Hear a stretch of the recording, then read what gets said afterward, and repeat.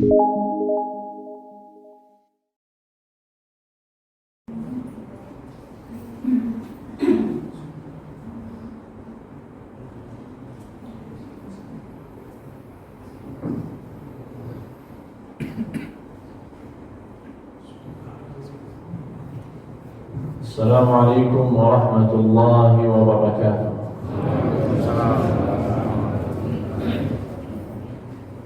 Bismillahirrahmanirrahim. Alhamdulillahi rabbil alamin. Wa usalli wa usallimu ala rasulil mab'uth rahmatan lil alamin, nabiyyina Muhammad wa ala alihi wa sahbihi ajma'in.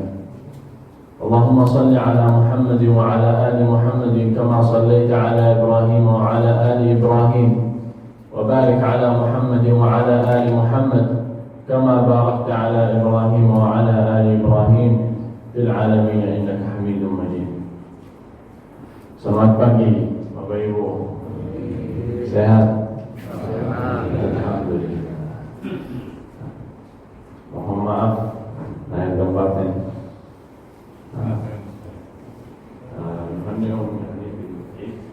نبارك لهم في هذا الشهر الكريم ونسأل الله لنا ولهم القبول من شهر رمضان المبارك، وأن يعيننا على استمرارية العمل الصالح.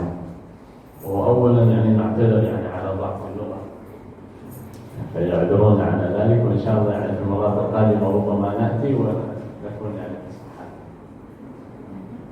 بسم الله الرحمن الرحيم. الحمد لله رب العالمين، وصلى الله على سيدنا محمد وعلى آله وصحبه أجمعين. Baik, nama kita adalah Syekh Allah hadir. Beliau bertanya dengan hamdalah, kemudian berselawat kepada Rasulullah sallallahu alaihi wasallam. Selanjutnya beliau menyampaikan selamat hari raya Idul Fitri kepada para jemaah semuanya. Semoga Allah Subhanahu wa taala menerima segala amal ibadah kita di bulan Ramadan, puasa kita, qiyamul lail kita, dan semoga Allah Subhanahu wa taala memberi kita taufik untuk istimrar. Istimrar itu artinya melanjutkan kebiasaan-kebiasaan baik atau ibadah-ibadah baik yang telah kita lakukan di bulan Ramadan.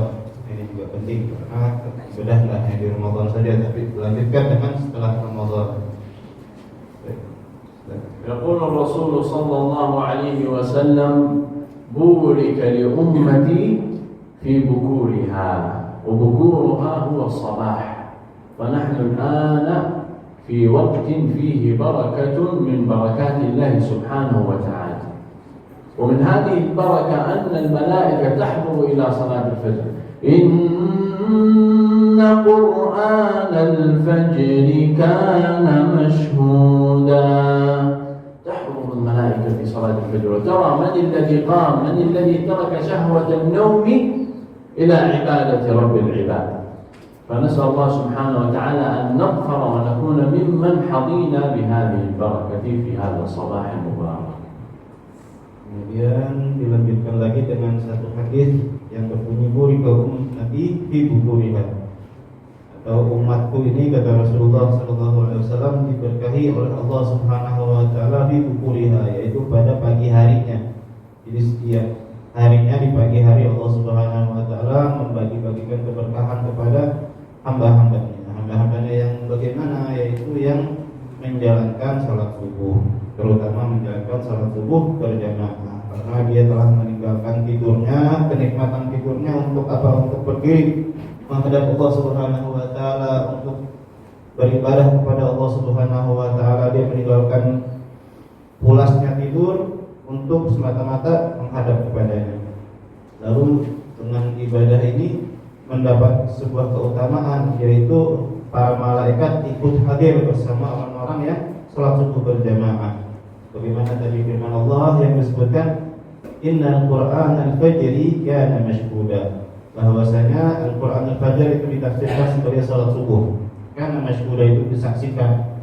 Disaksikan siapa? Disaksikan malaikat-malaikatnya Allah Subhanahu wa taala. Jadi Allah menebar para malaikat-malaikatnya di setiap subuh ini untuk apa? Untuk menyaksikan siapa-siapa saja di hamba-hambanya yang sholat subuh berjamaah, yang meninggalkan tidurnya, yang meninggalkan tempat tidurnya untuk pergi ke masjid, untuk sholat berjamaah bersama orang-orang yang lain, bersama para hamba-hambanya yang ingin bertawajuh, yang ingin taat kepada Allah Subhanahu wa taala. Allah Subhanahu wa taala Rabbul Hikmah. Wa min 'ibadihi man yahabuhum Allah al-hikmah, wa man yu'ta al-hikmata faqad utiya khairan katsiran. Allah farada 'alaina syahr Ramadan. Puasa Ramadan ini apa? Wajib. Rukun min arkanil Islam. Semua orang muslim puasa. Betul. وبعد ذلك أتانا بصيام الست من شوال وهذه لها حكمة من الله سبحانه وتعالى. فهي هذه الحكمة. Allah Subhanahu wa taala sebagai Tuhan kita, Allah ini mempunyai banyak hikmah. Allah adalah Tuhan dari segala macam hikmah. Jadi hikmata mayyasha. Allah memberi hikmah bagi siapa saja yang Ia kehendaki. Nah, di antara hikmah-hikmah Allah Subhanahu wa taala yaitu adalah puasa Ramadan. Lalu kita bisa mengambil hikmah dengan puasa Ramadan itu dengan apa? Dengan melanjutkannya lagi 6 hari Sittah min Syawal, puasa 6 hari di bulan Syawal. Nah, ini dari sini kita harus bisa mengambil hikmah apa yang ada di balik sunnahnya tersebut, yang mana puasa Ramadan ini adalah wajib, salah satu dari rukun Islam. Nah, tetapi di sini ada anjuran untuk melanjutkannya lagi dengan puasa 6 hari di bulan Syawal. Nah, ini kita mau tahu apa ini hikmah daripada disunahkannya puasa 6 hari di bulan Syawal. Min awal al-hikam yasum al-mar'u al-muslim, orang muslim puasa bulan Ramadan udah habis. Siam puasa udah habis. Nah, فمن حكم الله سبحانه وتعالى أنه يعلمنا أن الصيام لا يكون فقط في شهر رمضان وإنما يستمر بذلك. ومن حكم الستة من شوال أنه يكون تتميمة لما قبله، فالنوافل تتم الفرائض. يكون لديك نقص في صيامك، يكون لديك ضعف في صيامك، قصرت في هذا اليوم، فهذه الستة وصيام النوافل يجب الفرائض ويحسنها ويكملها. Hikmah, di antara hikmah yang pertama yaitu bahwasanya bisa saja seseorang muslim yang telah berpuasa di bulan Ramadan, ketika habisnya bulan Ramadan maka ia telah habis, nggak ada puasa lagi bagi dia nggak wajib lagi berpuasa. Nah, tetapi Allah Subhanahu wa taala menganjurkan lagi kita dengan apa? Dengan puasa 6 hari di bulan Syawal. Ini menandakan apa? Yaitu hikmah bahwasanya puasanya kita ini, puasanya orang muslim di bulan Ramadan tidak hanya terputus di bulan Ramadan saja, tetapi lanjutkan lagi dengan berpuasa di bulan Syawal. Karena bulan Syawal ini adalah minan nawafil, yaitu di antara ibadah-ibadah tambahan atau ibadah-ibadah ekstra di luar ibadah wajib. Maka yang namanya nawafil ini di antara keutamaannya, di antara ibadah sunnah, yaitu menyempurnakan daripada ibadah-ibadah wajib kita. Bisa saja kita tanpa kita sadari kita punya kekurangan di bulan Ramadan. Puasa-puasa kita ini ada yang kita tidak sadari tidak sempurna pahalanya, begitu. Bukan batal puasanya, tapi tidak sempurna pahalanya. Hal-hal yang kita tidak sadari, mungkin kita melakukan sebuah kekhilafan dan lain sebagainya, sehingga nilai pahala puasa kita ini berkurang. Nah, di sini Allah Subhanahu wa taala memberi kesempatan bagi kita, bagi hamba-hambanya untuk menyempurnakannya lagi. Dengan apa? Dengan berpuasa 6 hari di bulan Syawal. Allah Subhanahu wa taala عرف أن عباده سيتكاسلون حتى النوافل هي 6 أيام، قبل قليل أن تصوم 30 يوما، و6 أيام يوجد الكثير يتكاسل عنها، فعرف ذلك فرتب عن ذلك ثوابا عظيما. وهو في حديث النبي صلى الله عليه وسلم: من صام رمضان وأتبعه 6 من شوال. Dapat apa? Yang mana tahu? Man shama Ramadan wa atba'ahu 6 min Syawal فكأنما صام الدهر كله. setahun setiap hari puasa. هذا هو الأجر من ألحق بعد صيام رمضان أن يصوم 6 من شوال. فهذا من التحفيز من الله سبحانه وتعالى، وهذا من حكمته أن أخبر نبيه ونقل نبيه لنا ذلك. من حكمته أن لا نتكاسل وجعل لنا هذا الفضل العظيم لكي نقبل إلى الله سبحانه وتعالى. Nah, kemudian hikmah yang kedua apa? Supaya kita ini sebagai hamba-hamba Allah tidak malas-malasan dalam beribadah, dalam melanjutkan ibadah-ibadah Allah Subhanahu wa taala. Ini tahu bahwa kita ini malas-malasan dalam menjalankan ibadah sunnah. Mungkin dalam puasa Ramadan 30 hari kita kuat. Nah, tetapi setelah itu disuruh puasa 6 hari, mungkin semuanya bisa kuat untuk menjalankan puasa Syawal ini.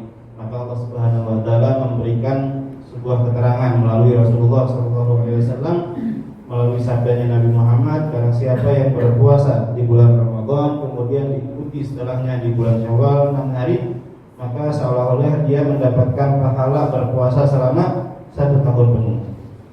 Ini di antara hikmah dari Allah Subhanahu wa taala untuk memotivasi kita sebagai hamba-hambanya. Ini Allah tahu bahwa kita ini mungkin kurang semangat dalam menjalankan ibadah sunnah, maka Allah memberi sebuah berita, kabar gembira bagi kita, yaitu kabar gembira berupa pahala yang diperoleh atau ganjaran yang diperoleh orang-orang yang mau berpuasa di bulan Syawal, yang hari di bulan Syawal, yaitu seperti yang berpuasa 1 tahun penuh. Nah, ini sebuah janji dari Allah, sebuah anugerah dari Allah Subhanahu wa taala. Ibadahnya sedikit tetapi pahalanya luar biasa banyak. Ini salah satu rahmat dari Allah Subhanahu wa taala bagi kita sebagai umatnya Nabi Muhammad sallallahu alaihi wasallam. Yaitu hikmahnya tadi bahwa Allah ini tahu kita malas, tetapi Allah Subhanahu wa taala memberikan rahmat yang sebesar-besarnya berupa pahala yang begitu besar. Puasa 30 plus 6 hari, tetapi Allah kasih pahala berapa? 1 tahun penuh. والصحيح في المرء المسلم ألا يكتفي.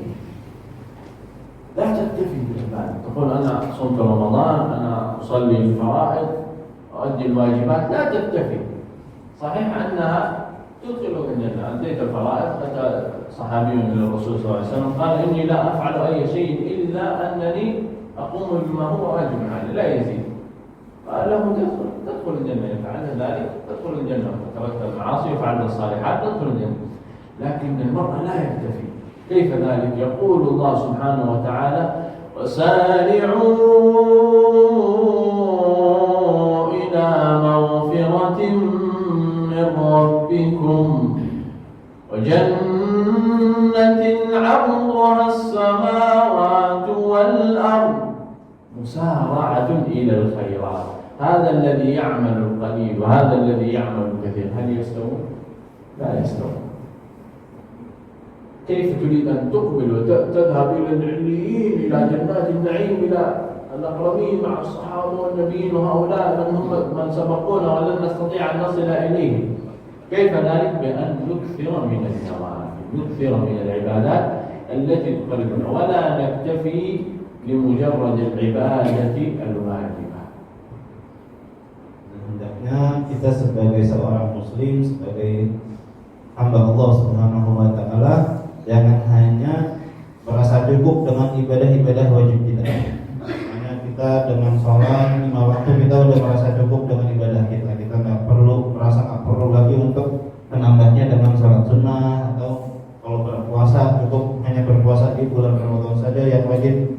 Kalau udah nggak diwajibkan, udah kita nggak mau berpuasa lagi karena itu hanya sunnah istilahnya.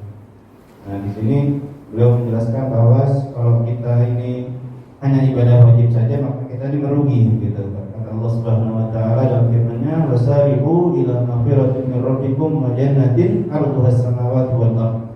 Yaitu bergegaslah, bercepat-cepatlah ila maghfiratin min rabbikum, menuju ampunan dari Allah Subhanahu wa taala, wa jannatin, dan bercepat-cepatlah untuk memperoleh surga Allah Subhanahu wa taala yang luasnya bagaikan langit dan bumi, widat lil muttaqin, yang mana semuanya itu dijanjikan oleh Allah bagi hamba-hambanya yang bertakwa. Nah, jadi intinya Kita disuruh bergegas oleh Allah, bercepat-cepat. Kita harus semangat dalam beribadah, nggak hanya sekedar ibadah yang wajib saja. Kalau Allah menganjurkan ibadah selain hal-hal yang wajib, maka kita juga harus bergegas untuk mengamalkannya, untuk semangat untuk menjalankannya apa-apa yang telah diajarkan oleh Allah dan Rasulnya. Maka bisa kita lihat, jadi nanti kalau kita sudah menggapai apa-apa yang disunnahkan oleh Allah dan Rasulullah SAW, maka insya Allah kita bisa ikut di barisan orang-orang para beliye, yaitu para anbiya, syuhada, salihin, yaitu para nabi-nabi Allah, para syuhada dan para kaum salihin. Bagaimana kita bisa menyusul mereka, kita bisa berada di barisan mereka, sedangkan kita hanya bercukup dengan yang wajib-wajib saja. Sedangkan mereka beramal dengan sunnah yang begitu besar pahalanya. Kita nggak ada apa-apanya dibandingkan beliau-beliau ini, para salihin, para anbiya. Nah, jadi kita bisa bandingkan, misalnya ada satu orang yang hanya beribadah dengan yang wajib-wajibnya saja. Tetapi ada orang yang kedua, dia menjalankan wajib, menjalankan yang sunnah, dan semuanya itu dilakukan secara sempurna. Tentunya tidak sama perbandingannya. Yang ini pas-pasan, yang ini mulia. Mungkin yang menjalankannya wajib saja Allah masukkan ke dalam surga dengan rahmat Allah Subhanahu wa taala. Tetapi tentu derajatnya nanti berbeda dengan orang-orang yang menjalankan sunnah-sunnah dari Allah Subhanahu wa taala, sunnah dari Rasulullah. Yang nanti di surganya yang satu menjalankan wajibnya saja mungkin berada di derajat yang paling bawah. Nah, yang menjalankan sunnah-sunnah ya tergantung dia beramalnya sejumlah apa, yaitu derajatnya dia nanti di surga Allah Subhanahu wa taala. وفي الحديث القدسي عن النبي صلى الله عليه وسلم أن الله سبحانه وتعالى يقول لا يزال عبدي يتقرب إلي بالنوافل حتى أحبه يحبك الله إن كان الله معك فمن ذا الذي عليك يحبك الله فيكون رجلك التي تمشي بها ويدك التي تبطش بها ونظرك الذي تبصر به يكون الله معك في كل وقتك وفي كل حين فمن الذي يكون فيك إن كان الله معك فمن ذا الذي يكون عليك وهذا كيف يكون للمرء بالنوافل لا يزال العبد يتقرب إلي بالنوافل حتى أحبه. Kemudian ada hadis yang berisi la yazalu 'abdi yataqarrabu ilayya hatta uhibba. Dalam hadis qudsi Allah Subhanahu wa taala mengatakan, tidaklah seorang hamba yataqarrabu ilayya bin nawafil, mendekatkan dirinya kepadaku bin nawafil dengan ibadah-ibadah yang sunnah hatta uhibba, sehingga aku, yaitu Allah Subhanahu wa taala, mencintai hamba tersebut. Maka dilanjutkan, ketika kita sudah dekat dengan Allah Subhanahu wa taala dan kita memperoleh cinta Allah, maka apalagi yang kita harapkan selain cinta Allah, apalagi yang kita takuti kalau kita sudah bersama Allah, sudah bersama Allah Subhanahu wa taala. Kalau kita sudah sama Allah, kalau kita sudah memperoleh derajat kebersamaan dengan Allah Subhanahu wa taala, maka tidak ada lagi yang kita takutkan, tidak ada lagi yang kita khawatirkan. Dilanjutkan dalam hadis tersebut, maka aku menjadi matanya ketika ia melihat. Artinya maksudnya Allah Subhanahu wa taala senantiasa bersama dia ketika dia melihat, dan Allah menjadi tangannya ketika ia memukul, dan Allah menjadi kakinya ketika dia berjalan. Artinya dalam gerak-gerik hidupnya selama 24 jam selalu bersama dengan Allah Subhanahu wa taala. Allah senantiasa mendampinginya, Allah senantiasa mengawasinya, Allah senantiasa melindungi hamba tersebut. ومن كان مع الله لا يخاف كيف ذلك؟ يتقرب العبد إلى الله بالنوافل وبالصالحات فيحبه الله فينادي يا جبريل إني أحب فلانا فأحبه فيحبه جبريل فينادي جبريل ينظر إلى السماء فينادي في الملائكة يا أيها الملائكة إن الله يحب فلانا وأمرني بحبه فأحبه فتحبه الملائكة وتنزل الملائكة في الدنيا إلى عباد الله إلى مخلوقات الله فتجعل حب هذا العبد في نفوسها وهكذا. وهو فعلا هذا لو ترى أنت ترى في الصالحين جميع الناس يحبونه لا يوجد من يكرهه. لماذا؟ أن الله سبحانه وتعالى من فوق 7 سماوات أحبهم فجعل محبة الناس في قلوبهم. وهذا من فضله. وكيف ذلك؟ بالنوافل والعمل الصالح. Ketika Allah sudah mencintai kita, maka tidak ada lagi yang kita takuti. Tidak ada seorang hamba tersebut tidak akan takut dengan sesuatu apapun selain Allah Subhanahu wa taala. Maka ketika itu Allah Subhanahu wa taala berkata kepada Jibril, "Ya Jibril, ini uhibbu fulanan fa'hiblah." Wahai Jibril, sesungguhnya aku mencintai hambaku ini, satu hambaku ini, maka cintailah dia. Maka Jibril pun mencintai hamba tersebut. Kemudian Jibril ini menyeru lagi kepada para malaikat-malaikat yang berada di langit dan di bumi. Dia mengatakan, "Wahai para malaikat, sesungguhnya Allah Subhanahu wa taala mencintai hamba fulan dan memerintahkan aku untuk mencintainya. Maka cintailah orang ini." Maka orang ini dicintai oleh seluruh malaikat di langit dan di bumi. Maka tidak heran, maka dari cinta para malaikat tersebut terserap lagi oleh para manusia. Maka kita lihat kalau ada orang salihin, orang yang saleh, maka kita lihat banyak orang-orang di sekelilingnya cinta juga kepada dia. Bisa dikatakan orang saleh tidak punya musuh, gitu. Karena semua orang Allah mentakdirkan, Allah menurunkan rasa cinta di hati para manusia untuk cinta kepada hamba tersebut. Dari malaikat bahkan sampai manusia semuanya cinta kepada sang hamba ini. Maka ini sebuah fadilah atau keutamaan dari Allah Subhanahu wa taala, sebuah anugerah dari Allah Subhanahu wa taala yang diberikan kepada hamba-Nya, yaitu bisa kita dapatkan dengan apa? Yaitu kembali dengan an-nawafil, dengan ibadah-ibadah sunnah atau ibadah-ibadah tambahan di luar ibadah-ibadah wajib. والنوافل أيضا لها ميزة. صلاة الفرض تصلي مع الجماعة، الإمام يصلي بسرعة تصلي مع الإمام، إذا ركع الإمام فركع وإذا سجد فاسجد تتبع الإمام. ولكن السنن تصليها لوحدك. لماذا تصليها أسرع من الإمام؟ لا، لكي تستشعر وتستحضر قلبك فيها. كيف ذلك؟ بأن أحسن العبادة، أصلي الفرض، أقصر في الفرض، ولا يعني أذكر الله كثيرا، لا أستطيع. مثلا الإمام يصلي بسرعة، ومثلا الإمام يصلي يوجد لدي أدعية أريد أن أدعو بها، أدعو في الصلاة. كيف ذلك؟ في السنن والنوافل. الحمد لله نعم، كلما أذهب سجل سفاري سجل masuk masjid lihat bagaimana salat jamaah di sunnah qabliyah, sunnah ba'diyah. Allahu Akbar, Allahu Akbar, cepat-cepat atau pelan-pelan. وهذا من أركان الصلاة، الطمأنينة في الصلاة. كيف أظفر بذلك؟ وكيف أكون من عباد الله الصالحين؟ كيف أظفر بمحبة الله؟ من أن أعمل النوافل بقلب خاشع، أستحضر قلبي في عبادتي. Misalkan seseorang, kita nih menjalankan sholat wajib bersama imam. Namun kebetulan di saat yang sama imamnya ini cepat-cepat sholat, hanya sekedar menjalankan rukun-rukunnya saja, kurang untuk menjalankan sunnah-sunnah yang ada di dalam sholat. Misalnya kita mau nggak mau harus ikut imam, kita nggak bisa imamnya cepat, kita mau lambat-lambatin sebagai imamnya itu nggak bisa.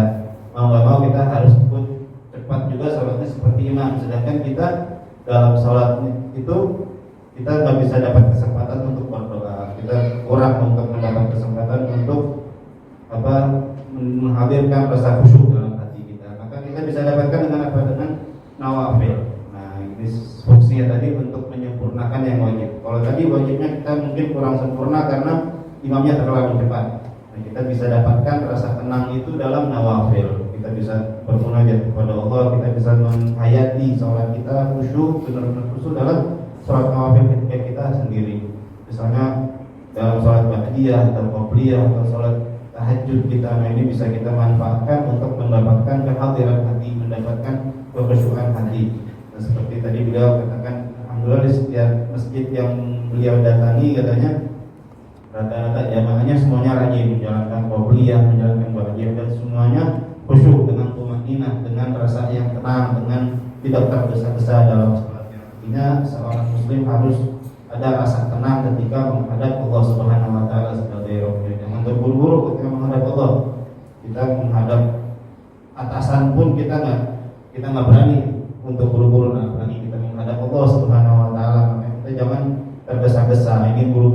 selesai, karena itu adalah sebuah proses cinta antara Allah dengan hambanya. Kalau kita nggak ingin berburu-buru menjauh dari Allah Subhanahu Wa Taala, maka Allah juga nggak mau berlama-lama dengan kita. Sebenarnya kalau kita semakin tenang, semakin nggak berburu-buru, maka Allah pun akan semakin cinta juga dengan kita. Seperti itu, Bapak. Alhamdulillah di masjid jamaah ini, masya Allah alhamdulillah, masya Allah ada banyak masjid saya datang, masya Allah. Anak nggak tahu dia baca apa, nggak tahu.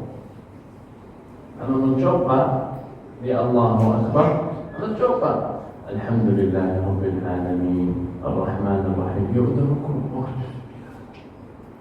Baca apa ini? Ada nggak tahu? Allahu Akbar.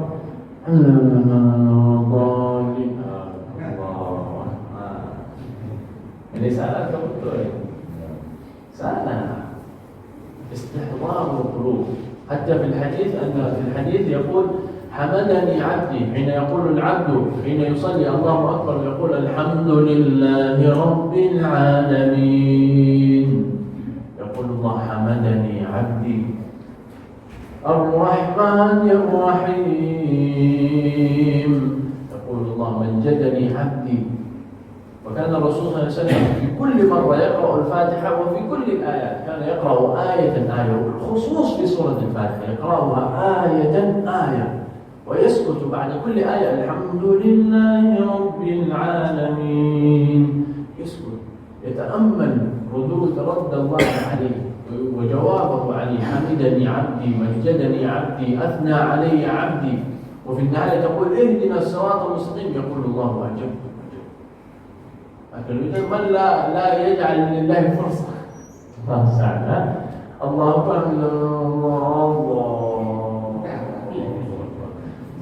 ما يهمني di Indonesia Masya Allah takbiratul ihram Allah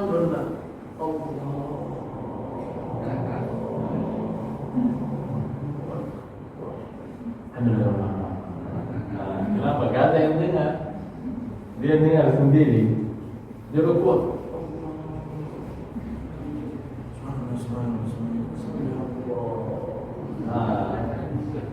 Kenapa? في الحركة تكون بطيئة ويوجد خشوع واستحضار. هذا ليس من نصيب العبد. نصيب العبد من العبادة استحضار قلبه فيها. تستحضر قلبك في العبادة ولا تكون فقط في الحركة. الحركة هي التي يراها الناس. هذا قد يكون علامات النفاق أن تكون في حركتك بطيء ولكن في قلبك سريع وليس في قلبك شيء. نكون نحن في الصف نصلي وترى العبد بجانبك يصلي قد يكون هو أصلا لم يقرأ الفاتحة ولم يقرأ أي سورة ولم يذكر الله وإنما يفكر في أمور الدنيا اليوم. متى ينتهي الإمام؟ ماذا سوف نفطر اليوم؟ ماذا سوف نتعشى؟ ماذا سوف يوجد لدي في العمل مشكلة؟ هكذا. وإنما حينما تكبر تستحضر قلبك لله سبحانه وتعالى ويكون خشوعا بالجوارح وبالقلب. Kita kalau sholat ini jangan cepat-cepat, jangan tergesa-gesa, harus menghadirkan hati kita, terutama ketika takbiratul ihram. Contohnya tadi beliau menggambarkan beberapa orang saya dapatkan di masjid-masjid sholatnya terburu-buru, cepat-cepat. Dia baru baca, misalkan kalau ukuran beliau baru baca 2 ayat dari surat Al-Fatihah, orang ini udah ruku, orang ini udah sujud, gitu. Jadi ini gimana cara membaca Fatihahnya? Karena dalam surat Al-Fatihah itu ketika kita mengucapkan Alhamdulillahirabbil alamin, setiap ayat dari yang kita baca dari surat Al-Fatihah itu mendapat jawaban dari Allah. Allah Subhanahu wa taala membalas bacaan kita. Misalkan Alhamdulillahirabbil alamin, segala puji bagi Allah Subhanahu wa taala, Tuhan semesta alam. Maka Allah pun menjawab, Hamadani abdi, hambaku telah memujiku. Ar-Rahmanir Rahim, majadani abdi, hambaku telah memuliakanku, telah mengagungkanku. Lalu sampai ketika kita sudah mencapai bacaan ayat terakhir, ihdinas siratal mustaqim siratal ladzina an'amta 'alaihim, maka Allah menjawab, ajabtu. Maka Allah menjawab dengan, aku akan mengabulkannya segala permohonan sang hambaku ini. Artinya Artinya kita ketika membaca surat Al-Fatihah jangan terburu-buru, karena Rasulullah pun seperti itu juga. Ketika setiap membaca surat Al-Fatihah, secara umum membaca semua surat Al-Quran, terutama wabil khusus membaca surat Al-Fatihah ketika sholat, Rasulullah membacanya ayat per ayat. Rasulullah membacanya buru-buru, cepat-cepat. Walaupun secara sah ya sah-sah aja baca secara cepat, tetapi kita dituntut untuk menghadirkan rasa khusyuk, menghadirkan hati kita ketika sholat. Nah, dalam hal ini dalam membaca surat Al-Fatihah, kita merenungi apa-apa yang Allah jawab kepada kita. Seperti tadi, hamba-Ku telah memujiku, hamba-Ku telah mengagungkanku, maka Aku akan mengabulkan segala permintaannya. Nah, ini kita hadirkan dalam hati kita setiap kita membaca Al-Fatihah. Ini jangan terburu-buru, karena kalau sudah terburu-buru, ya udah ya, sholat kita nggak dapat bagian, kita bisa dibilang nggak dapat pahala dari sholat kita, karena sholatnya seseorang hamba itu sesuai yang dia khusyuk dan yang hatinya hadir, itulah pahala yang dia dapatkan ketika sholat. Jangan sampai misalkan kita dalam suatu masjid mungkin kita bisa dapatkan yang satu orang khusyuk sholatnya, tapi ada satu orang lagi dalam sholat dia memikirkan dunia, dia memikirkan hari ini saya mau makan apa, ntar malam saya makan malam pakai apa, hari ini ada proyek apa, hari ini ada jalan-jalan kemana. Nah, ini ketika sholat tapi pikirannya kelingan, jalan-jalan, walaupun jasadnya di dalam masjid, tapi akal pikirannya, hatinya ada di luar, ada di warung, ada di pasar dan lain sebagainya. Nah, ini kita jauhi hal-hal yang seperti ini. Jangan sampai kita ini termasuk hamba-hamba yang zahirnya menghadap Allah tetapi hatinya kemana-mana. Karena yang terbaik adalah ketika sholat, yaitu kita menghadirkan khusyuk secara tubuh kita, jawarih kita, anggota badan kita, dan hati kita juga hadir. Jadi ya, lahir dan batin kita hadirkan untuk Allah ketika kita sedang sholat. Orang lain baca surat Al-Fatihah, setelah surat Al-Fatihah baca surat apa di Indonesia? Baca surat Al-Ikhlas. Rakaat 1 baca surat Al-Ikhlas, rakaat 2 Al-Ikhlas juga. Oh, saya ikhlas, saya baca surat Al-Ikhlas. اقرأوا ما تيسر، اقرأ من جميع القرآن، تريد تحسن، يوجد كثير شيخ صالح ما حفظ القرآن، بس سورة الإخلاص في ركعات. كيف تحفظ القرآن؟ الذي حفظته والذي تقرأه وتراجع وردك اليومي تقرأه في النوافل، هكذا تثبت حفظك للقرآن الكريم، بأن تقرأ مما حفظت، ليس يكون لك وردك فقط تفتح المصحف وتقرأ من قبل، لا، هذا الذي حفظه تراجعه أين؟ تراجعه خارج الصلاة وتراجعه في صلوات النوافل. Di Indonesia banyak kita dapatkan orang setelah Fatihah bacanya apa? Baca surat Al-Ikhlas, baca surat Qul Huwallahu. Dengan alasan, ya Syekh saya mau ikhlas, jadi saya bacanya Al-Ikhlas. Nah, jangan begitu. Allah kita ini punya Al-Quran banyak ayatnya. Jangan kita terpaku hanya surat Al-Ikhlas ketika sholat. Jadi di antara fungsinya yaitu untuk menguatkan hafalan, terutama bagi orang-orang yang menghafalkan Al-Quran atau setidaknya menguatkan yang sudah kita hafalkan. Misalkan kita hanya hafal juz amma, ya kita jadikan sholat itu sebagai kesempatan untuk murojaah. Jadi murojaah tidak hanya di luar sholat membaca Al-Quran gitu saja, tetapi ketika dalam sholat kita juga memurojaahkan hafalan-hafalan kita. Karena di antaranya yaitu untuk menguatkan hafalan kita, yaitu kita baca dalam sholat. Misalkan kita hafal surat Al-Duha, ya kita baca di dalam sholat surat Al-Duha. Jangan hanya di luar sholat kita hafal surat, tetapi ketika sholat yang dibaca surat Qul Huwallahu Ahad aja. Misalnya setiap sholat nggak lepas dari itu. Atau surat-surat yang pendek, biar sholatnya cepat, biar sholatnya singkat. Tapi alasannya karena saya ingin ikhlas, nah itu kosong bisa dibilang. Padahal dia pengen sholatnya cepat, dia pengen melanjutkan pekerjaan duniawinya. Nah, ini sebaiknya kita membaca surat yang agak panjang sedikit, karena kalau kita bacanya agak panjang, pahalanya pun juga banyak, karena setiap huruf dari Al-Quran mendapat pahala tersendiri. Kalau membaca surat yang agak panjang, maka Allah pun memberi pahala yang banyak pula. Ada yang lain, setelah salat ada zikir setelah salat. Ini ada di seluruh Indonesia. Saya lihat zikir subhanallah, alhamdulillah, Allahu akbar berapa kali? 33. Saya coba di masjid, saya mungkin baca 10 kali, dia udah habis. Anda lihat, dengar, oh zikir berjamaah,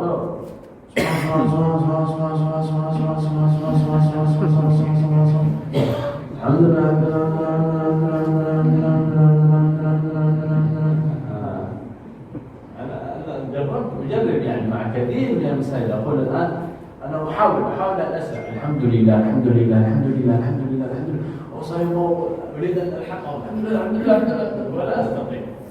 لابد أن تخرج حروفك بشكل صحيح. سبحان الله، تستشعر أنك تحمد الله وتسبحه على نعمه وعلى فضائله. الحمد لله وتستحضر ذلك. الله أكبر حتى تتم 33. فهذا هو من استحضار القلوب. تريد محبة الله لك، تريد محبة المخلوقات لك، بناء على ذلك أن تحسن في العبادة. Itu juga contoh yang tadi dikatakan, yang habis sholat baca subhanallah, alhamdulillah, Allahu akbar dengan cepat. Beliau mencoba ingin menyusul bacaan-bacaan mereka, nggak bisa. Dengan bacaan yang cepat, dengan bacaan yang dengan lafal atau lafaz yang betul, subhanallah, alhamdulillah, Allahu akbar, dengan bacaan yang sempurna sebanyak 33 kali. Beliau baru baca 10, mereka sudah selesai bacaan zikir setelah salatnya. Ini kalau kita mau mendapatkan cinta dari Allah Subhanahu wa taala, ya kita lakukan ibadah dengan betul. Dengan misalkan kita mengucapkan subhanallah, kita baca dengan betul, menghadirkan kesucian Allah Subhanahu wa taala, menghadirkan keagungan Allah Subhanahu wa taala. Juga ketika membaca alhamdulillah, kita mengingat segala pujian bagi Allah, kita mengingat nikmat-nikmat Allah yang Allah sudah kasih buat kita. Segala macam nikmat Allah, zahir dan batin, nikmat sehat, nikmat iman, nikmat Islam yang kita hadirkan setiap kita membaca alhamdulillah. Begitu juga kita membaca Allahu Akbar, kita agungkan, kita renungkan kebesaran Allah Subhanahu wa taala, keagungan Allah Subhanahu wa taala. Kalau kita mau mendapatkan cinta Allah, ya harus lakukan dengan ibadah yang sebenar-benarnya, ibadah yang betul, ibadah, jangan ibadah yang tercampur dengan ketergesa-gesaan, karena di situ ada tentunya ada pikiran-pikiran yang berasal dari hawa nafsu atau dari duniawi. Nah, kalau mendapatkan cinta Allah, kita harus cinta Allah juga, ya tentunya dengan rasa ketenangan hati, dihuduril qalb, dengan hadirnya hati ketika berzikir, ketika beribadah. Nah, di situ akan datang cinta dari Allah Subhanahu wa taala. وفي الأخير يوجد عبادتين، هذا دعاء سنة، دعاء نافلة. الرسول صلى الله عليه وسلم لم يتركها قط، لا في حضر ولا في سفر، صائم غير صائم، مسافر غير مسافر، دائما يأتي بهذا، حتى وإن أضاعها يقول. لا يوجد في الفرض يوجد له قضاء، النافلة إن ذهبت لا تقضيها خلاص، لكن هذه السنتين كان يقضيها الرسول صلى الله عليه وسلم، وهي سنة الفجر ما قبل الفجر، فهي خير من الدنيا وما فيها، فإن لم تدركها فكان يصليها بعد الإشراق بنية قبل الفجر، قضاء قبل الفجر. وسنة الوتر لم يتركها الرسول صلى الله عليه وسلم قط. الآن الغالب من المسلمين لا يصلي الوتر إلا في رمضان مع الجماعة فقط، ينتهي رمضان ليلة العيد لم يصلي، وبعد ذلك يستمر على ذلك لا يصلي الوتر. وهذه سنة لم يتركها النبي، حتى إن كان ذهب عليه النوم واستيقظ إلى الفجر وذهبت عليه يصليها مع قبل صلاة الفجر، مع سنة الفجر يصليها ركعتين، فلا تجوز ركعة واحدة، لأنه لا يجوز الوتر إلا في الليل في وقت الليل، فيصليها ركعتين أو يصليها مع الإشراك ركعتين بنية قضاء الوتر الذي فاتها. فهذه من السنن المؤكدة التي لم يتركها الرسول صلى الله عليه وسلم. Sebagai yang terakhir, dia mengatakan ada dua sunnah yang sangat dianjurkan oleh Rasulullah Sallallahu Alaihi Wasallam, yang mana Rasulullah seumur hidupnya semenjak disyariatkannya hal tersebut, Rasulullah tidak pernah meninggalkannya sampai wafat, baik dalam keadaan keadaan sehat maupun sakit, baik dalam keadaan safar maupun di rumah, dalam keadaan apapun Rasulullah nggak pernah meninggalkan dua hal ini. Yang pertama yaitu adalah salat sunnah qobliyatul subuh atau salat sunnah fajar. Karena kata Rasulullah, rakaatul fajri khairum minad dunya wa ma fiha. Dua rakaat sebelum salat subuh jauh lebih baik dari dunia dan seisinya. Maka Rasulullah nggak pernah meninggalkan salat sunnah fajar ini. Dan yang kedua adalah salat witir. Nah, ini juga penting, salat witir setiap malam kita dianjurkan untuk salat witir, baik sebelum tidur, misalkan setelah salat isya dan ba'diyatul isya kita lanjutkan dengan witir, atau bisa kita lakukan sebelum salat subuh. Kalau yang bisa bangun sebelum subuh, kita bangun tidur, salat sebelum subuh, salat witir sebelum azan subuh, sebelum subuh. Nah, Rasulullah pun kalau andai kata terlewat dua hal ini, Rasulullah akan mengqadhanya. Karena ini bukan hal yang wajib, tetapi Rasulullah mengqadha amalan sunnah tersebut, yaitu salat sunnah qobliyatul subuh dan salat sunnah witir. Nah, ini menunjukkan betapa pentingnya, betapa tingginya nilai dua ibadah ini, salat ibadah qobliyatul subuh dan salat witir. Tapi sayangnya kebanyakan kita nih di Indonesia hanya melakukan salat witir di bulan Ramadan aja. Tahunya ibadah witir hanya di bulan Ramadan, setelah Ramadan tidak ada witir-witiran lagi gitu. Bahkan di malam Id pun, di malam hari raya Idul Fitri udah berhenti dari sholat witir, merasa udah nggak perlu witir lagi, karena yang ada di benak mereka, yang ada di benak kita, mungkin dari kita juga, sholat witir ya sambungan sholat taraweh. Jadi kalau udah nggak ada taraweh, nggak ada witir lagi, nggak ada yang namanya sholat witir. Witir itu sebenarnya selama setiap hari, selama kita hidup ya dianjurkan untuk sholat witir di setiap malamnya. Seperti itu. Kalau kita nggak bisa di satu malam kita nggak bisa sholat witir, kita qadha seperti yang Rasulullah lakukan. Qadha di malam berikutnya. Atau sholat qobliyatul subuh, kalau kita tinggal nggak keburu, udah keduluan imam, misalkan udah qomat duluan, kita jangan sholat qobliyah. Kita ikut sholat subuh, setelah itu baru kita sholat qobliyah. Kalau udah terlewat fajar pun udah isyraq, kita qadha dengan sholat qadha qobliyatul subuh atau qobliyatul fajar. ونختم بأربع وصايا: ألا تترك سنة الفجر، وألا تترك الوتر. هذه وصيتين من الرسول صلى الله عليه وسلم. وهناك وصية كان أخي الشيخ علي رحمه الله دائما يوصي بها، وهي أن يكون لك صدقة في الصباح. تريد المال تنفق المال، في الصباح يوجد بركة، فهذه البركة تكون بركة في المال. تريد بركة في المال تنفق في المال، تريد بركة في العبادة تكثر من العبادة، تريد بركة في الرزق تعطي. أنت حينما تعطي فأنت لم تخسر، وإنما حظيت بأكثر مما أعطيت. وهكذا هذا الحال في العبادة. تريد أن تحفظ القرآن تكثر من قراءة القرآن، وهكذا.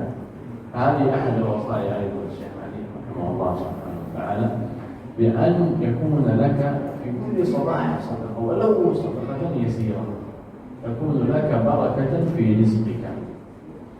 والأمر الآخر بأن يكون لك ورد من القرآن، بأن يكون لك ورد من القرآن. شهر رمضان الذي أنزل فيه القرآن، نقرأ القرآن في رمضان. هل ختم القرآن فقط في رمضان؟ لا، كان الرسول صلى الله عليه وسلم في كل شهر يقول اجعل لك ختمة في كل شهر، وهذا هو الصحيح، وليس فقط في رمضان.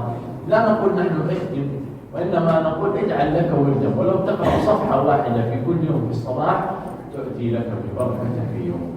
وهذه هي أربع وصايا نختم بها، ونسأل الله لنا ولكم التوفيق، وجزاكم الله خيرا. ونعتذر يعني إن أطلنا، ونعتذر إن كان هناك خطأ أو اختلاف في المعاني أو اختلاف في الفهم، ونسأل الله لنا ولكم القبول والرفعة في الدرجات، وأن يتقبلنا في الصالحين، إنه ولي المتقين. والسلام عليكم ورحمة الله وبركاته. Waalaikumsalam.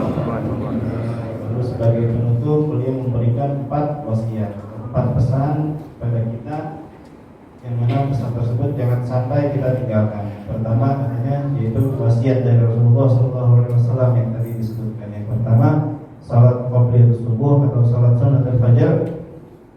Yang kedua, salat sunnah witir. Ini kita sampai tinggalkan. Usahakan dalam kondisi apapun kita lakukan dua hal ini. Kalau nggak bisa kita qadha gitu. Nah, dan yang ketiga, pesan dari wasiat dari Syekh Ali Jabir, kata beliau, yaitu biasakan untuk sedekah subuh. Karena dengan sedekah subuh insya Allah akan memberi keberkahan dalam harta kita. Jadi seperti yang tadi diucapkan di awal ceramah, kata Rasulullah, "Burika ummati fi bukuriha." Umatku ini diberkahi pada pagi harinya. Nah, artinya kalau kita mau berkah dalam ibadah kita, ya kita perbanyak ibadah dalam pagi hari pada waktu fajar. Kalau kita mau berkah dalam harta kita, ya kita bersedekah di subuh hari, di pagi hari. Karena dengan sedekah di setiap subuh, itu akan memberi keberkahan tersendiri dalam harta kita. Misalkan harta kita walaupun sedikit, tapi akan merasa cukup buat kita. Akan tetapi kalau harta nggak berkah, banyak tapi nggak merasa cukup, merasanya kurang terus, merasanya bahkan bisa memberi kerusakan bagi kita sendiri, bagi keluarga, dan itu harta yang nggak berkah seperti itu. Kemudian yang keempat, jadikan kita nih untuk membiasakan membaca wirid dengan bacaan Al-Quran. Jadikan Al-Quran ini sebagai wirid kita. Wirid itu artinya rutinitas yang kita lakukan sehari-hari. Misalkan kita bisa membacakan Al-Quran dalam satu bulan Ramadan, jangan sampai setelah Ramadan kita tinggalkan Al-Quran gitu saja, kita nggak baca lagi. Nah, minimal misalkan lebih bagus lagi bisa kita hatamkan dalam, kita punya target 1 bulan kita harus khatam Al-Quran, itu udah bagus. Kalau nggak bisa, minimal kita jadikan rutinitas harian. Sehari kita baca 1 surah, 1 halaman, atau bolak-balik 1 lembar, 2 halaman, itu juga lebih baik lagi. Yang penting jangan sampai terlewat 1 hari pun tanpa kita membaca Al-Quran. Nah, ini artinya kita menjadikan Al-Quran sebagai wirid harian kita, sebagai rutinitas harian kita. Dan semoga Allah Subhanahu wa taala menerima segala amal kita, mengampuni dosa-dosa kita, memberi kemudahan dalam segala urusan kita, mengabulkan hajat-hajat kita. Amin ya rabbal alamin. Wassallallahu ala sayyidina Muhammadin wa ala alihi wasahbihi wasallam. Walhamdulillahirabbil alamin. Ada yang terakhir yang banyak orang mau tanya, saya puasa 6 bulan 6 hari di Syawal atau qada di Ramadan. هذه يوجد فيها خلاف في المالكي والشافعي. يقول يجوز لك أن تجعل النية واحدة قضاء وصيام يجمع، وفي الحنبلي والأحمدي أن تكون متفرقة. والأفضل يعني أن لا يقلل المرء من نفسه وإنما يستزيد، يجعل لكل واحدة نية.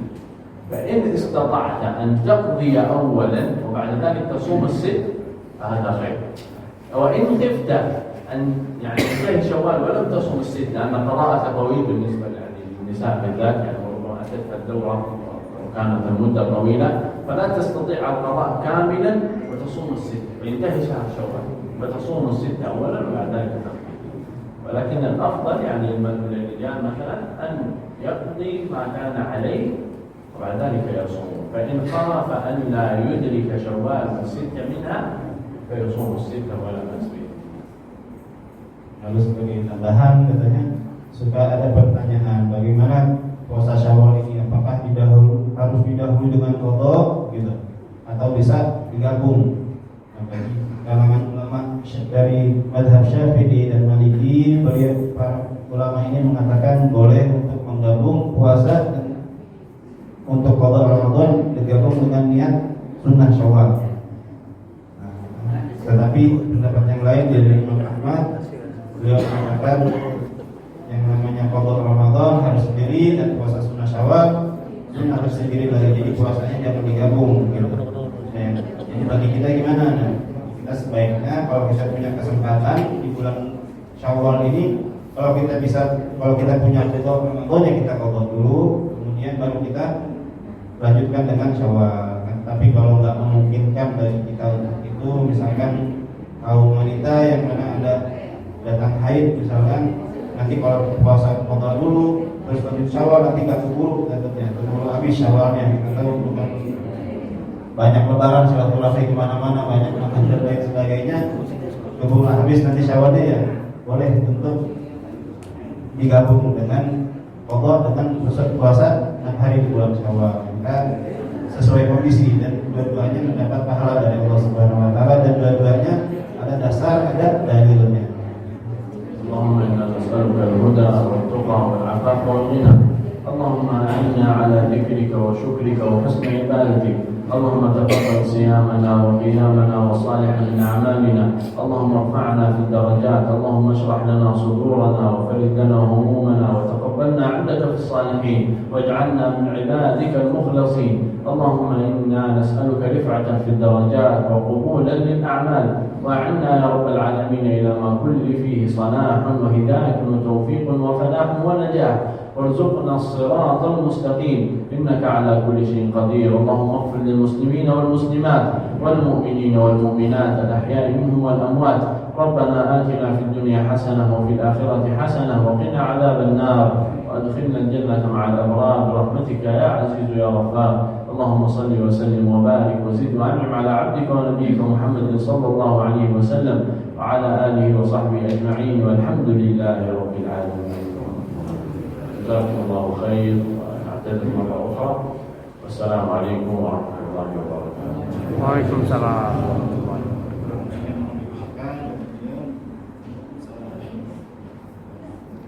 Waalaikumsalam warahmatullahi wabarakatuh.